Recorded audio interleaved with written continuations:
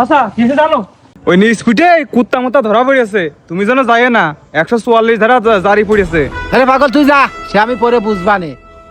44 ধারা জারি, আমি এখন যাবো না, তাহলে রাত্রি যাইয়ে দেখবানে কি বিষয়টা কি। এবারে নিজ পিঠে আলাম বলে 44 ধারা জারি, গ্রামে এরকম শ্মশান শ্মশান লাগতেছে, কারণটা কি আমি তো কিছু বুঝতেছি না। নেবে নেই আল্লাহ জানে।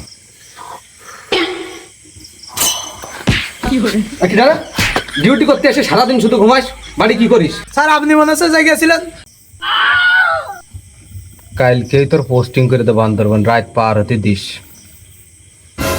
এই কিরা যাচ্ছে এটা? ডাক দে, ডাক দে, ডাক দে। দাঁড়াও,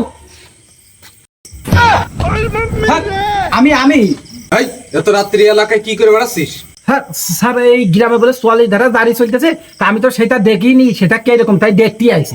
ও আচ্ছা আচ্ছা আচ্ছা, আপনি ওখানেই দাঁড়ান, আমি আপনাকে ওই 44 ধারাটা শিখিয়ে দিচ্ছি এসে। সবাই বলো বিসমিল্লাহ, তুমি কও সুবহানাল্লাহ। সুবহানাল্লাহ। রাগ করলা না স্যার, 44 ধারা জারিতে কে বলে কিসান? 1 মিনিটের ভিতর হেনতে চলে যাবি, ডিম থেরাপি যদি না দেখতে চাস। 44 ধারা